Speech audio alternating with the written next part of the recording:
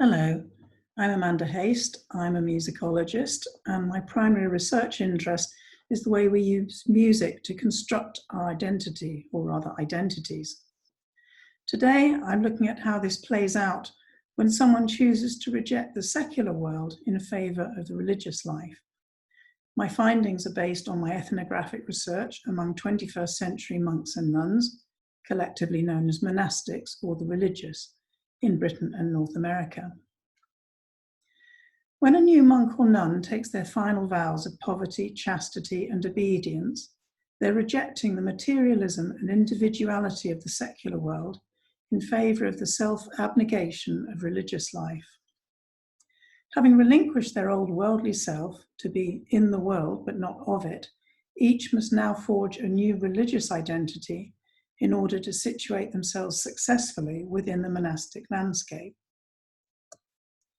After several years as a novice, they will take their final profession, and during the ceremony they prostrate themselves on the ground, are covered by their habit, and often a pall, signifying that they are now dead to the world. In this paper, I'm going to explore the agency of music in the deconstruction of their old secular identity and the reconstruction of their new religious identity, but also in the preserving and reinforcing of their sense of self, which is so crucial to their mental well-being if they're to survive the rigours of monastic life. The major change in the soundscape of a novice monk or nun will be twofold.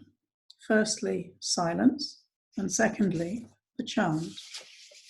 The chant is in effect the soundtrack to the monastic life, and more than one monastic has told me it was the sound of the chant that drew them to this other world. The anachronism of its sound world and its strong cultural associations with medieval monasticism mean that the chant serves as an identifier of the otherness of monastic life.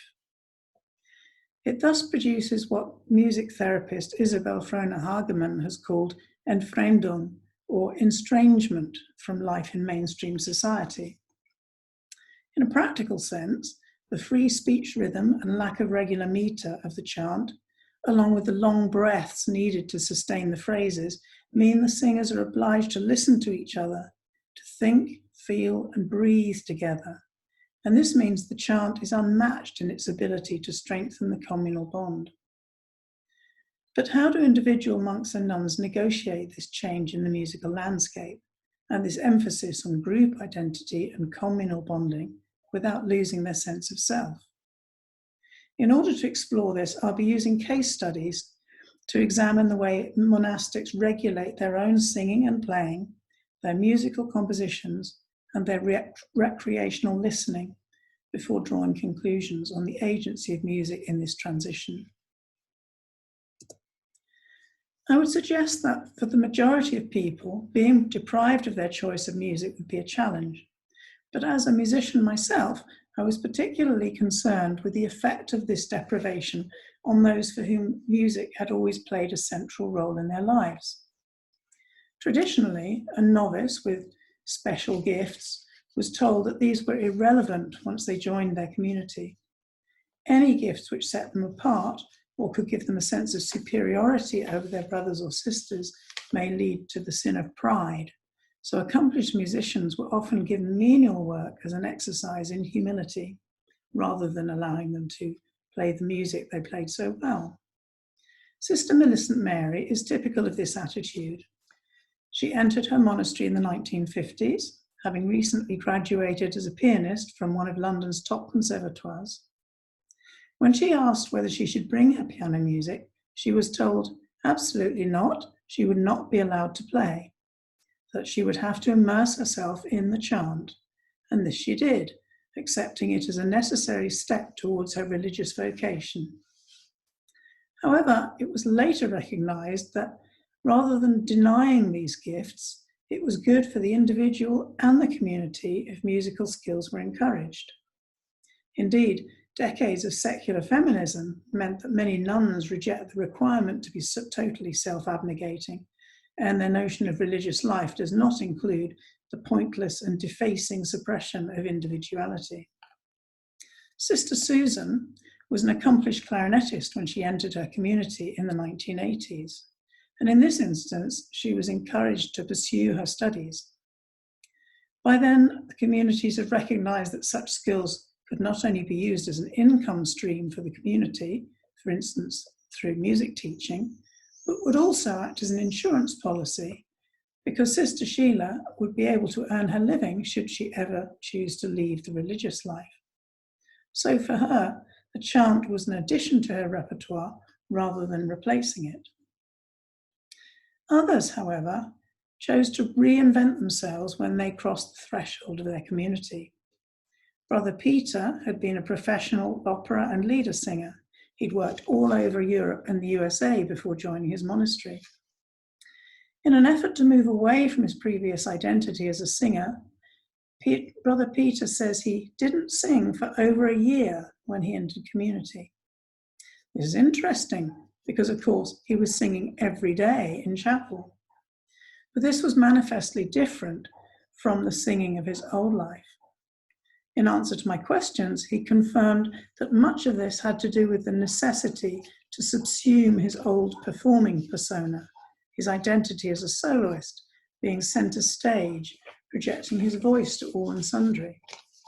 Singing in chapel meant constantly having to sing at a fraction of his usual volume and altering the tone quality of his voice in order to blend with his confrere rather than dominate.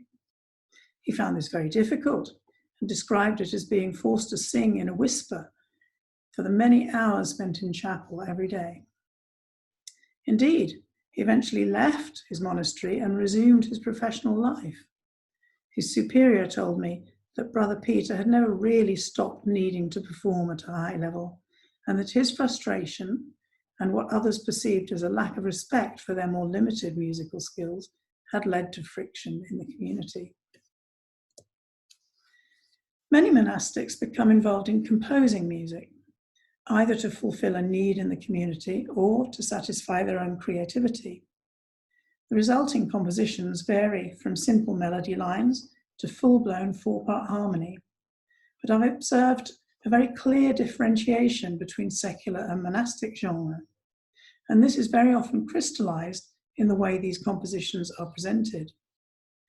As Elizabeth Ava Leach says in Sung Birds, notational process, the way we present music, informs and shapes compositional endeavor. And for monastic musicians, different notational systems may be used to create a boundary between the musical idiom of their old life and that of their new vocation. Brother Peter, the former singer, composed both chants and polyphonic settings while in community.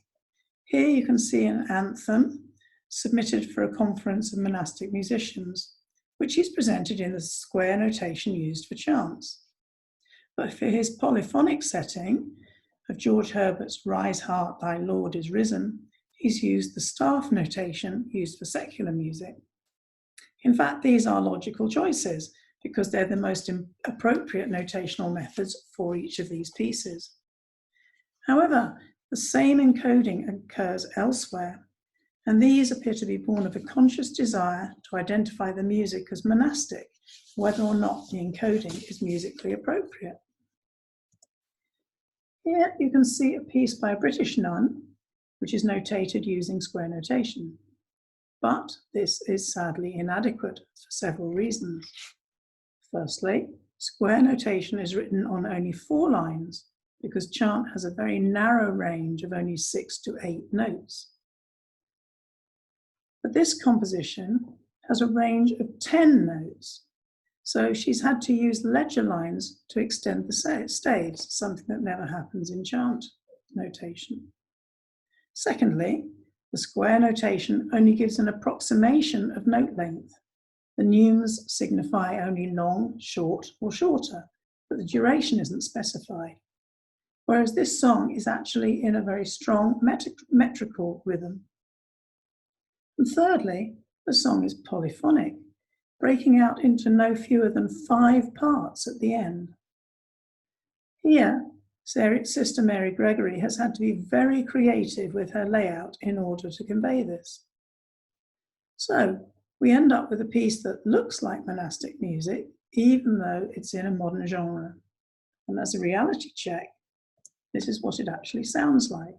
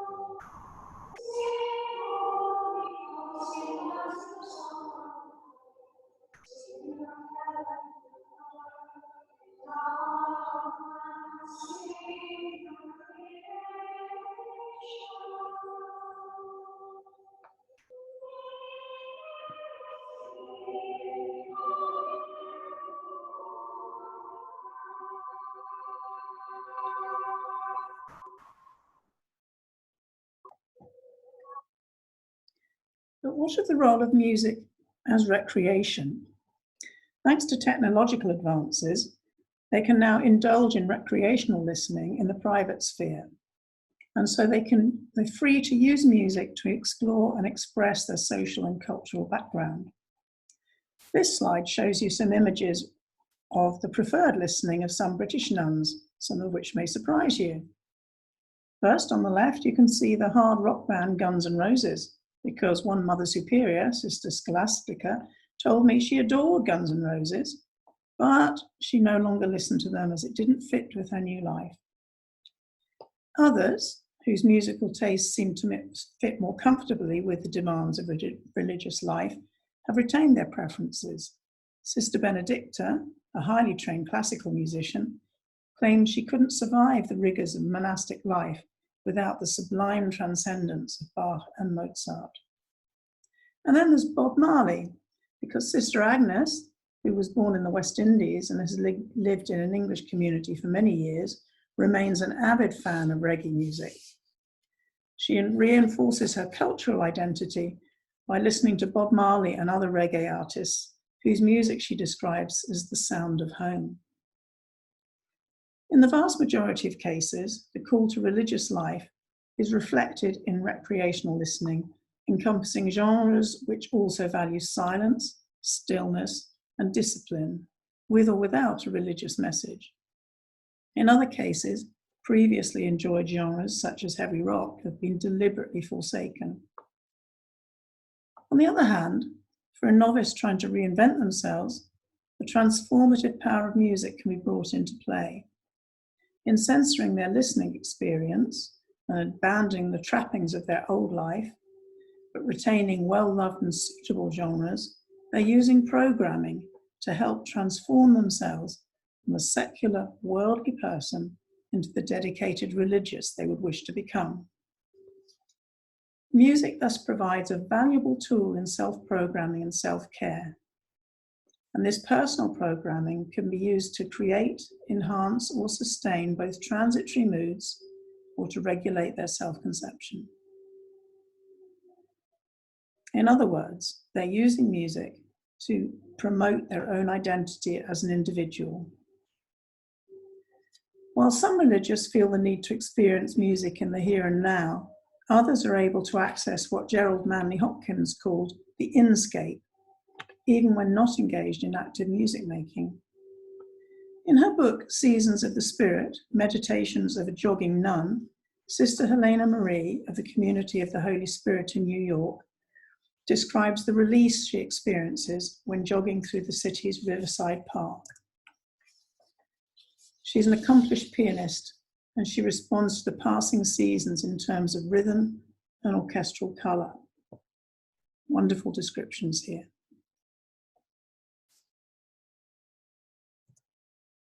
In conclusion, music proves to be an important vector in identity construction as a new monastic passes from the secular to the monastic world.